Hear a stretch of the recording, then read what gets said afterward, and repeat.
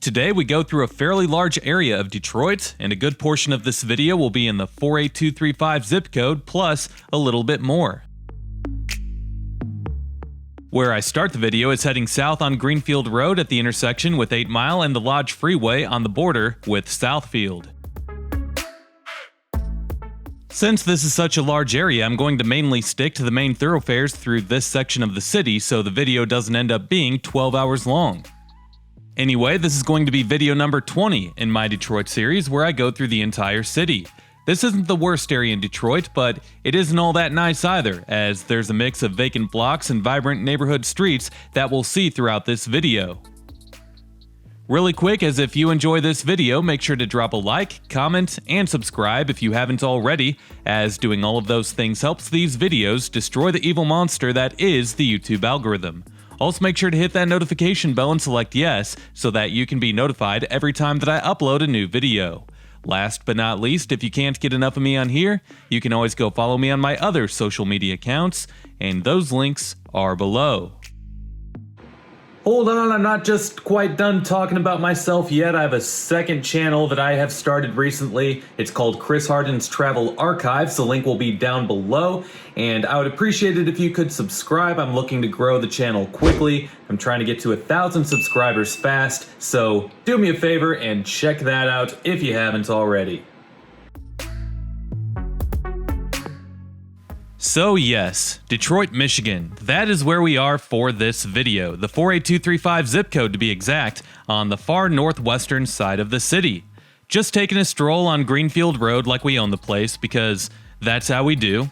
Well, this zip code, it's home to 48,400 people, which is pretty good for Detroit standards, but we all know that that's not saying much. For instance, there are many zip codes within Detroit that saw a peak population near 60,000 during its heyday, but today many of these zip codes scattered around through Detroit have only about 12,000 residents left. And if you've been following my Detroit series as I go through the entire city, that's something that you already knew. So yes, the 48235 zip code, once again, is doing pretty good for Detroit standards. You can see that the economic stats for this zip code are just slightly higher than the stats for the entire city. So this definitely isn't the worst area to live in Detroit by any means, but once again, that's not saying much because the average Detroit neighborhood has set a pretty low bar. And as you see here on the west side of Greenfield Road between West Outer Drive and Puritan, there's a long string of apartment buildings off of it, and when I came through in July of 2021, there were many now leasing signs up, as it seems that they were struggling to get some new tenants, and I'm sure that they're still leasing to this day. So if you're looking for a place to rent in the northwest side of Detroit, go ahead and call one of those numbers that you see there and tell them that Chris sent you, and you'll get $100 off of your first month of rent. Yeah, not really. That was a lie. I'm a bad person. Don't do that at all, actually. They're not going to know who this Chris guy is, and they'll probably stir up some kind of storm that you'd rather not deal with over the phone, so yeah, don't do that. Hey, I live in one of those apartments and I don't appreciate your snark.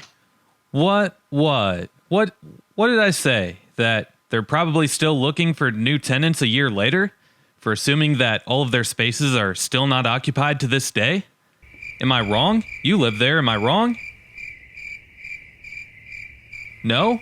Okay, well, let's not take things so personal moving forward. I'm glad we could solve this problem, so let's move on now, shall we? Well, as we turn onto Fenkell, heading west from Greenfield, you can see that this street corner has seen better days. It looks like a fairly large apartment building that's all boarded up on the right, and it's followed up by some shuttered businesses also on the right, just past it. But of course, the liquor-lotto store is open with its green light and everything, as the demand for liquor and lottery tickets always stays high here in Detroit. But apparently I'm not from here, as I've learned in the comments, because nobody calls it a liquor-lotto store. It's actually called a party store. and it's viewed as a convenience store or a corner store, and apparently calling it a liquor-lotto store is a toss of some negative shade or something like that. But anyway, you can find any of your basic daily needs inside these party stores, ranging from liquor-lotto tickets to cigarettes to candy or beer.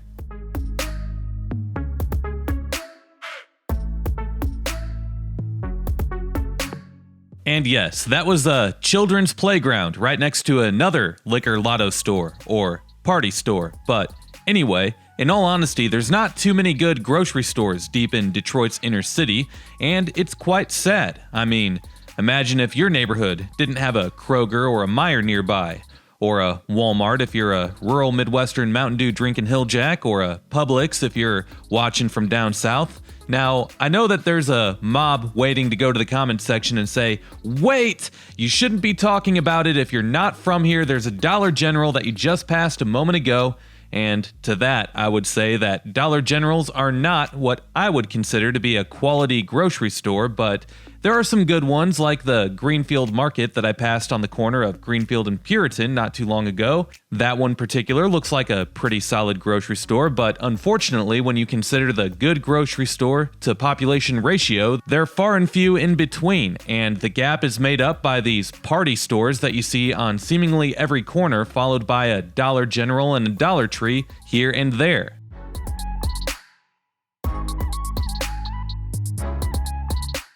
And meanwhile, as I turn on this residential side street, it's a shame when you hear about the state of Detroit's economy and the poverty rates of the residents in the city, because this looks like it used to be a pretty nice neighborhood at one point.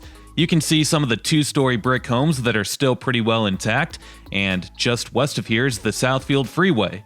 On the other side of it, you actually have a neighborhood that is doing pretty well these days. It's called the Rosedale Park neighborhood, and it will be featured in a later Detroit video of mine, so make sure that you're subscribed to the channel and you have the notification bell selected so that you don't miss out on future uploads.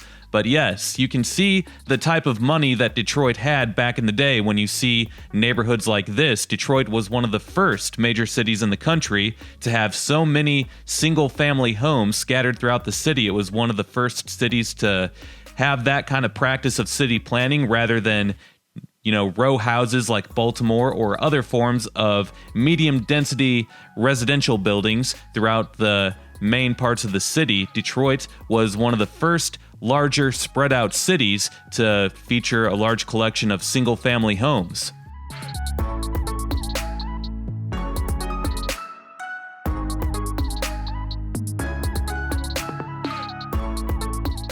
Skipping things ahead here, we are now heading north on Lindsay Street, and that is McNichols Road that we just crossed. Sometimes McNichols is referred to as 6 Mile. But we're not that far away from the neighborhood street that we just saw, and you can see here that just a stone's throw away, you have plenty of vacant blocks. And that's what you're going to have to expect when you come across a city that's lost over 1 million people from its heyday.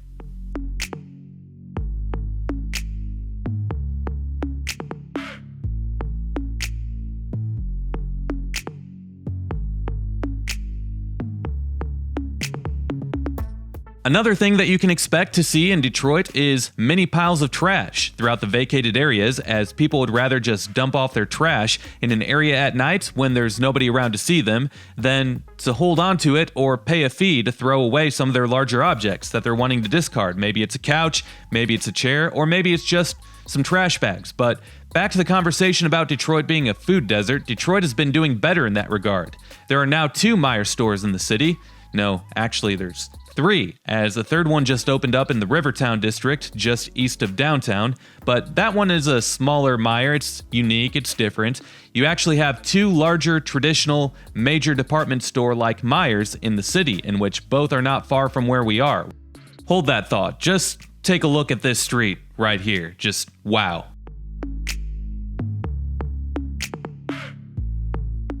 Now, I don't know about you, but I have seen the whole city at this point, and I haven't uploaded videos on the whole city yet, but I have seen the whole city with my own eyes pretty much, and I am still amazed at this point at the amount of urban decay, abandonment. Typical white boy from the suburbs just driving through the city thinking he's all tough.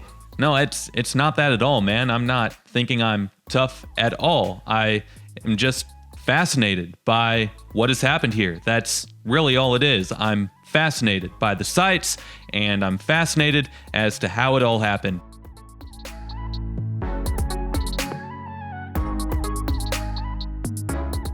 Well, to the right is the old Redford Academy High School. It is not a part of the Detroit Public Schools. It is a part of the old Redford Academy, which has an elementary school, a junior high, and a high school. But just because it's not a part of DPS doesn't mean that the almighty niche.com won't slap on a brutal D- rating for the school, so even though they probably like to separate themselves from Detroit Public Schools, it's pretty much on the same level as a Detroit Public School. Anyway, the name Redford comes from Redford Township, which used to cover this entire area before the city of Detroit was able to annex a large portion of it in 1920. The rest of Redford Township was able to stay independent by becoming Redford Charter Township in 1926. And in Michigan, when townships gain charter status, that protects them from being annexed by any other nearby city.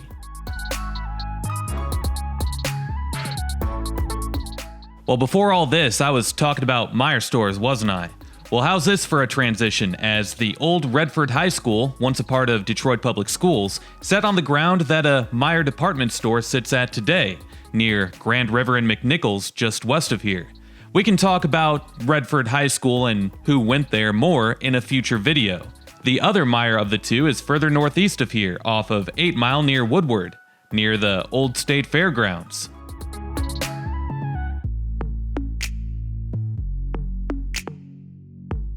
If you're not from Michigan, or if you're not in a state that has a Meijer, you can think of Meijer as a duplicate of Target, so basically a large department store that feels better to shop at than Walmart. Meijer is headquartered in Grand Rapids on the western side of Michigan. But it's a big deal here in Detroit because for the longest time, there were no big-named brand stores that would open up shop inside the city limits. None. And that's because of the crime issues here and the high rates of poverty throughout the city. So, no big-name store would open up shop inside of the city limits anywhere.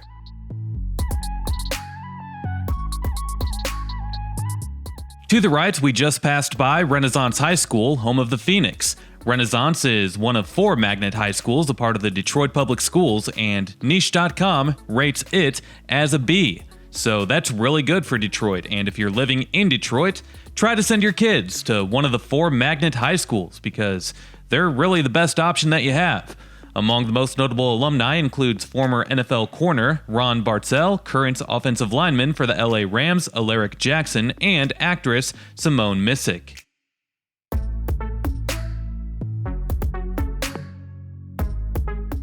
So yes, as we pass by the Dollar General on the right, big-named brands not named Dollar General or Dollar Tree have slowly started to open up stores in Detroit.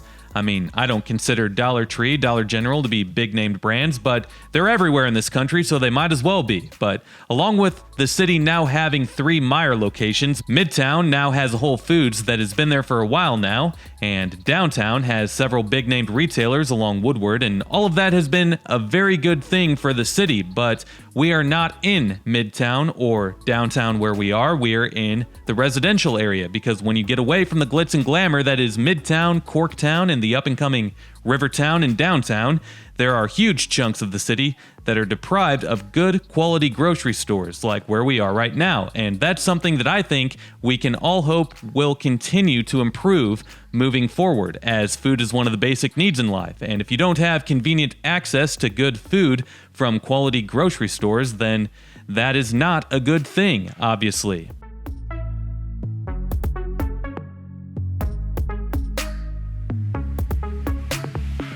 However, I will double down on saying that things have been getting better in Detroit in the regard of grocery stores, and I'll back it up with this research article published in the year of 2022 by Sammy Shuck of Michigan State. She says that Detroit today is not a food desert.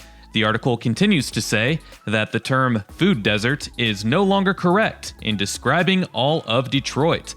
The article says that only about 10% of Detroit can be classified as a food desert, while at the same time acknowledging that another study suggests that Detroit is a food grassland. And I guess that means that there are small pockets without easy access to grocery stores. And that makes sense. It goes without saying that Fenkell Avenue these days looks like a war zone on this stretch, but further down in the article, the program manager of research and policy at the Detroit Food Policy Council, Amy Kuros, agrees that Detroit is no longer a food desert. I apologize, Amy, if I pronounced your last name wrong, but I couldn't find anywhere that pronounced your last name, or anyone with that last name for that matter, so I hope I got it right, but oh man, here we go.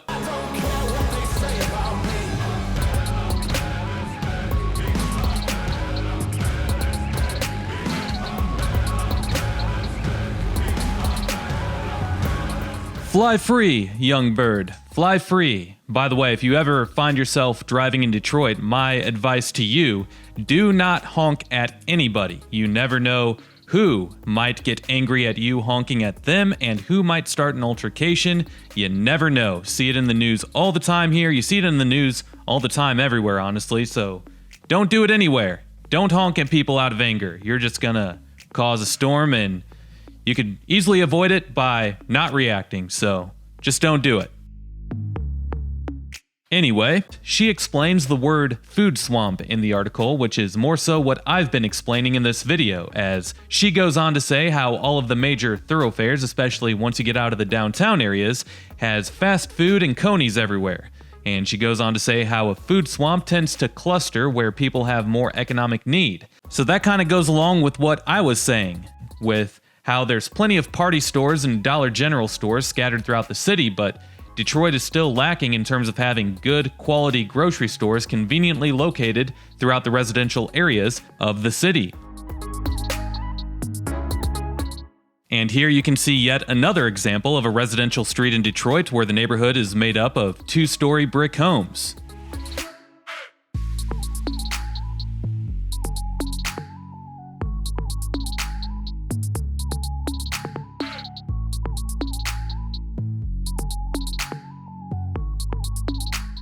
Now heading east on McNichols, but whether or not you classify Detroit as a food desert these days, I feel pretty confident in saying that there's very inconsistent access to a fresh and healthy selection of foods throughout the city.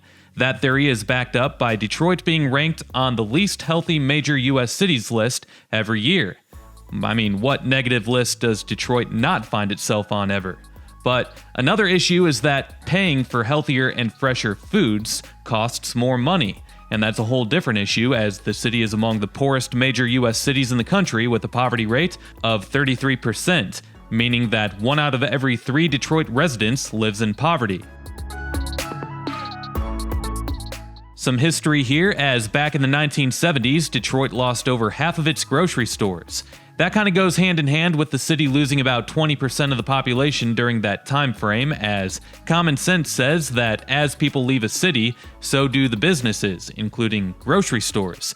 And by the 1990s, most of the large chain grocery and department stores had left the city limits, whereas today, as I've explained, they're starting to come back, but a study recently showed that only 3% of Detroit's grocery stores, or food outlets, came in the form of supermarkets like a Meijer or a Kroger type of deal. Basically, the type of chain grocery stores that most Americans buy their groceries from.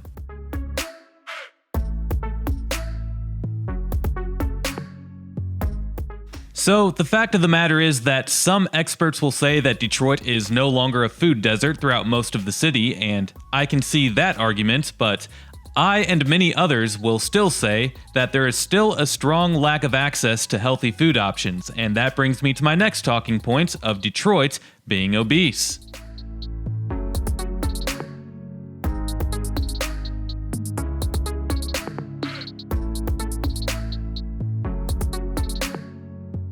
Now, in order to live a healthy life, it certainly helps if you're in what I like to call a healthy, friendly community. Sure, whether or not someone lives a healthy life largely depends on the choices that a certain individual makes, but sometimes people don't have that option based on what is available to them, and that's where this argument comes into place. So we're going to focus on that specific aspect of things rather than people making their own choices. Watch the comment section below fill up with people arguing about how it's up to the person on whether or not they live a healthy life. Now, to that I agree to a large extent, but it is up to the person. But in places like inner city Detroit, you only have so many options to choose from.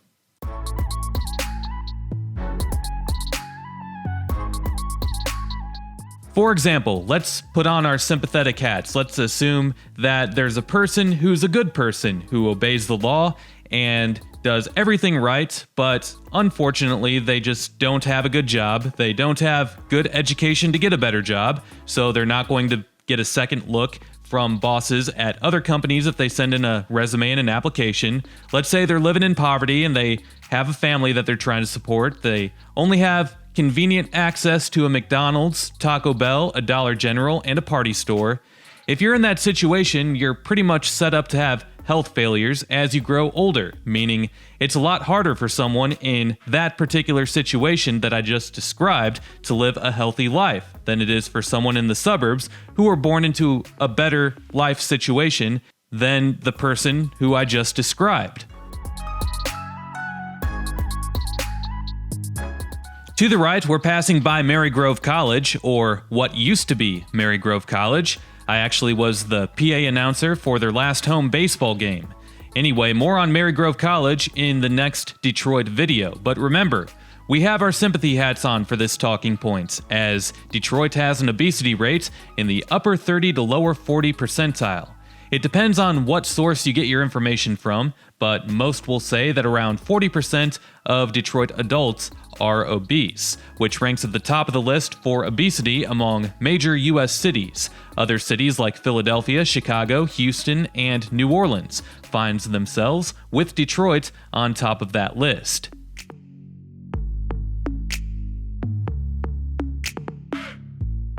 Now, it's a very difficult problem to solve here in Detroit, as are all of the problems that Detroit faces today, as the simplest solution for a change in this regard requires investments from businesses such as Amazon with Whole Foods or other grocery store chains such as Fresh Time that offer similar qualities of food. But over the years, companies of that caliber have avoided opening up shop in Detroit based on the demographics, which is how most businesses operate in America. Head on over to the suburbs in either direction and it's a whole different world, but when your best option for protein from your local food outlet is a $2 steak, it's not so easy to live a healthy lifestyle, as it might be for someone who has better convenient access to better grocery stores. Now we're heading west on 7 Mile, exactly a mile due north of where we just were, and even though we're only 22 minutes into this video, I was an hour into driving on that day at this point of filming the video, and I drove for another hour to film this section of the city. But we're not going to be able to get to all of the sights and scenes that I filmed in this video because nobody clicks on an hour-long video on YouTube, but that's on me, and that's just going to take better planning on my part when it comes to making series of videos on larger cities in the future. Despite the Home Depot that we just passed on the left, you can see that 7 Mile looks a lot like 6 Mile does, or McNichols, as it's almost identical with the small businesses, dollar stores, and party stores scattered about the other abandoned buildings and vacant lots that we see in between.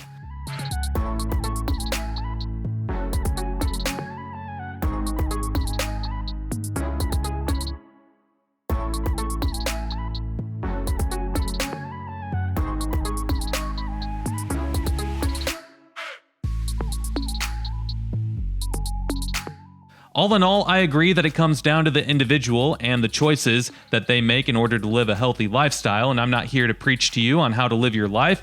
It doesn't bother me what you decide to do with your life. I'm just saying that for those who do want to live a healthy life and they want to seek a good quality of life in that regard, it's a lot more difficult to do that if you live in inner city Detroit rather than Bloomfield Hills to the north. And not everyone is born into a wealthy family, and I don't think that people realize just how hard it is to escape poverty when you're born into it. I've done it myself, and it's a very hard ladder to climb. I will definitely say that. But with that said, I do feel sympathy for those who don't have as convenient of access to healthier food options as maybe some wealthier communities do.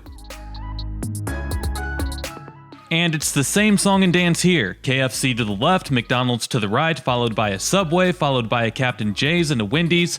Look, it's not bad to have these types of places necessarily, but it's bad because there's not a healthy grocery store or a healthier restaurant included in this particular retail area. And in Detroit, this is considered to be a nicer street corner, as there's some actual businesses. It's not just a party store surrounded by abandoned older retail buildings, but there's gotta be some healthier options here. But since it's Detroit, of course, it goes right back to being mostly abandoned storefronts on both sides of the road.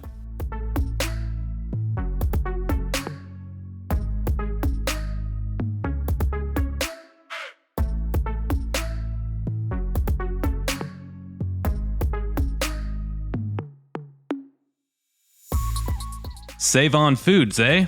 Looks a little sketchy on the outside, but I guess it's better than a Dollar General or a party store.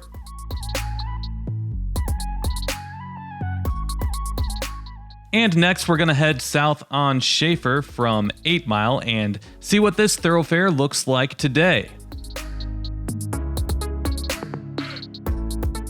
And you're probably saying to yourself, it looks just like McNichols and 7 Mile that we just saw.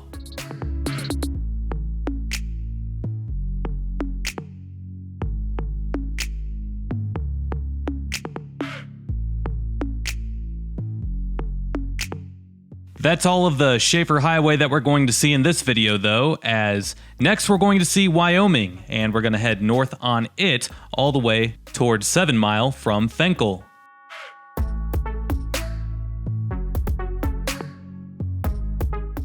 More facts on Detroit being a food desert, as during the pandemic, Detroit saw 10 full-service grocery stores close across the city. There are only 62 of these full-service grocery stores in the city today, and the number of Dollar General-like stores largely outnumbers that of the amount of full-service grocery stores.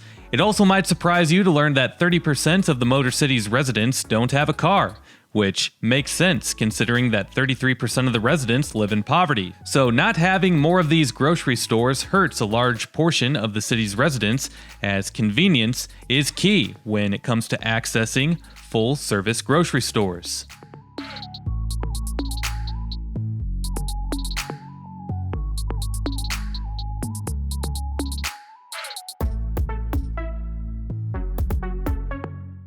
Now on this upcoming stretch of Wyoming, is there even a single store open? Looks all boarded up to me. I mean, you had the check cashing place to the right that we just passed.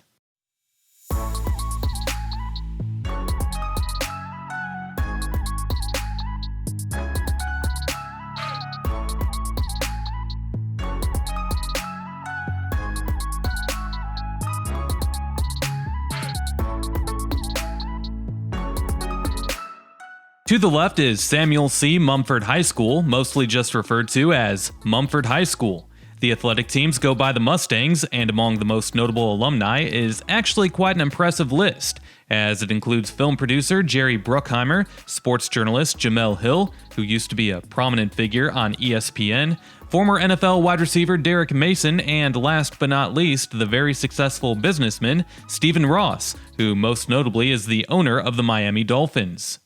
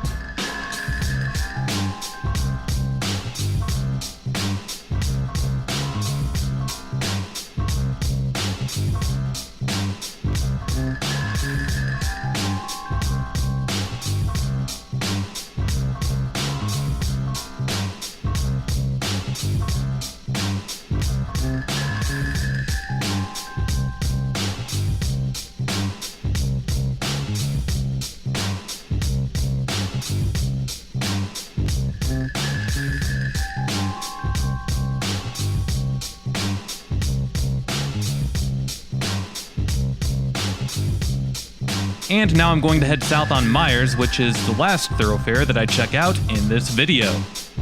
Much like the final stretch of Wyoming that we just saw, Meyers is mostly residential.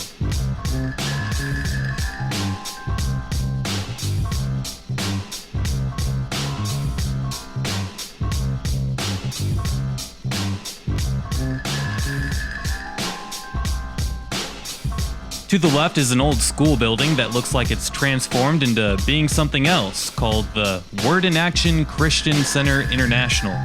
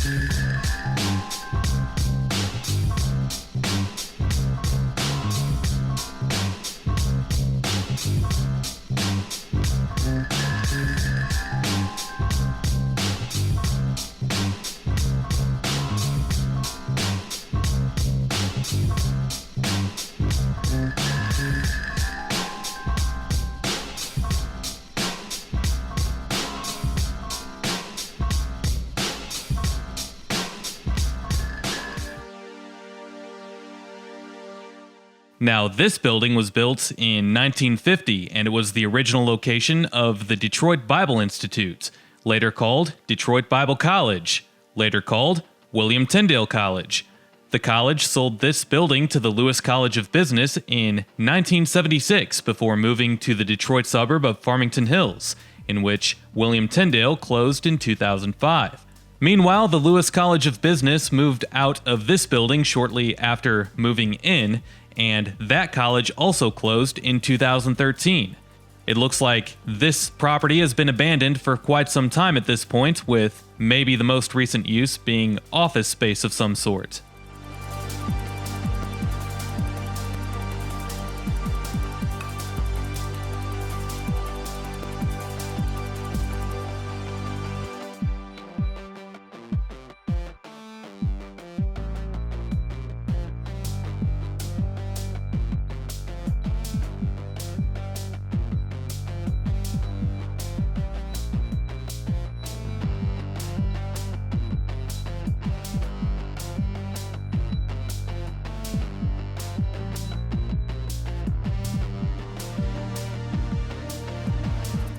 Well, in this video, we talked about how Detroit has been a food desert over the years and how there's a lack of good grocery stores throughout the city, conveniently located for all residents of all neighborhoods to enjoy and take advantage of, as most neighborhoods only have convenient access to your Dollar General and your typical party store, the ones that say liquor-lotto outside of it.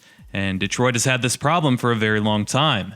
With that said, I do end the video here, and if you enjoyed this video, make sure to drop a like, comment, and subscribe if you haven't already, as doing all of those things helps these videos destroy the evil monster that is the YouTube algorithm.